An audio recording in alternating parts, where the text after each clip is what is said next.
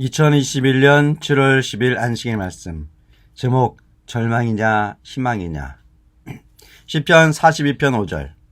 내 영혼아 내가 어찌하여 낭망하며 어찌하여 내 속에서 불안해하는가. 너는 하나님께 소망을 두라. 그가 나타나 도우심으로 말미암아 내가 여전히 찬송하리로다. 우리는 간혹 이런 기도를 드릴 때가 있습니다. 주여 왜 저에게 절망을 주십니까? 저에게 희망을 주옵소서. 이 기도가 맞는 듯 하지만 그렇지 않습니다. 절망이나 희망은 어떤 상황에 대한 나의 태도이지 누가 주는 것이 아닙니다. 우리는 똑같은 상황에서 절망할 수도 있고 희망을 가질 수도 있습니다. 한 철학자가 이런 질문을 했습니다. 인간에게 있어서 가장 두려운 것이 있다면 무엇일까요? 무엇이 가장 두려울까요? 죽음입니까? 실패입니까? 그 철학자는 이렇게 말했습니다. 인간에게 있어서 가장 두려운 것이 있다면 절망입니다. 절망이라는 것은 죽음보다 더 두려운 것입니다. 그렇습니다. 인간에게 있어서 죽음보다 더 두려운 것이 있다면 절망입니다. 랍비 아키바가 여행을 하고 있었습니다. 그는 작은 램프를 하나 가지고 있었으며 나귀와 개가 그의 길동무가 되었습니다. 날이 저물어 어둠이 깔리자 아키바는 헛간 한 채를 얻어 그곳에서 잠을 자기로 했습니다. 그러나 아직 잠을 자기에는 이른 시간이었으므로 그는 램프불을 붙여놓고 책을 읽기 시작했는데 바람이 불어 등불이 꺼졌습니다. 그래서 랍비는 하는 수 없이 잠을 청하였습니다.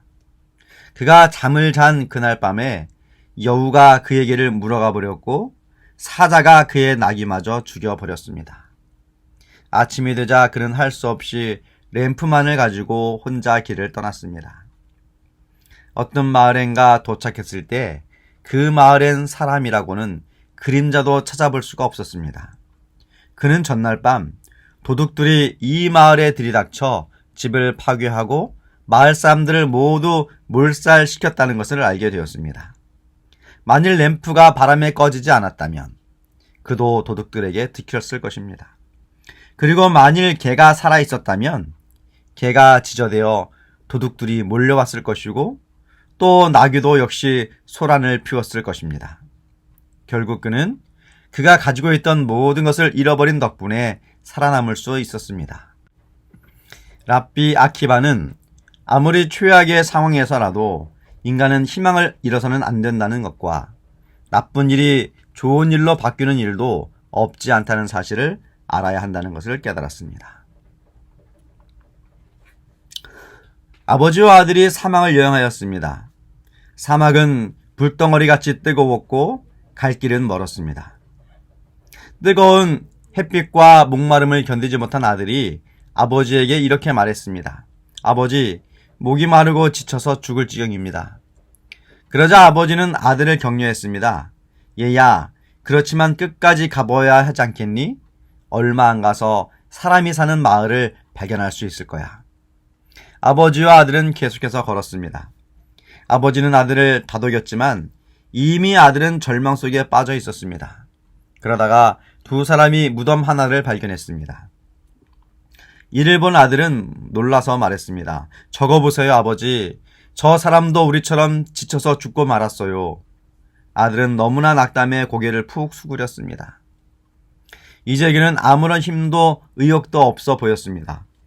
그러나 아버지는 아들의 어깨에 손을 얹으며 조용히 말했습니다. 아니란다. 무덤이 여기 있다는 것은 곧 희망이 있다는 거란다. 여기서 멀지 않은 곳에 마을이 있을 것이다. 사람이 없는 곳에는 무덤도 없으니까. 과연 두 사람은 가까운 곳에서 마을을 발견하였고 계속 여행을 할 수 있게 되었습니다. 희망을 가질 때에 우리는 삶이 시작되고 바르게 살려고 하는 인간성의 회복이 시작이 됩니다. 기독교는 다시 살리는 종교입니다. 희망의 종교입니다. 그리스도는 십자가와 부활의 길을 통해서 죄의 용서와 구속을 통하여 죄인이 다시 살 수 있는 희망의 길을 열어놓으셨습니다. 예레미야 29장 11절 여호와의 말씀이니라. 너희를 향한 나의 생각을 내가 아나니 평안이요 재앙이 아니니라. 너희에게 미래와 희망을 주는 것이니라. 하나님은 아담과 하와가 행복하게 살 수 있는 에덴 동산을 만들어 주셨습니다. 또 하나님은 이스라엘 백성이 400년간 애굽에서 노예 생활로 희망 없이 고통당하고 있을 때 모세를 통하여 이스라엘 백성을 출애굽시키셔서 새 희망을 가지고 살게 하였습니다.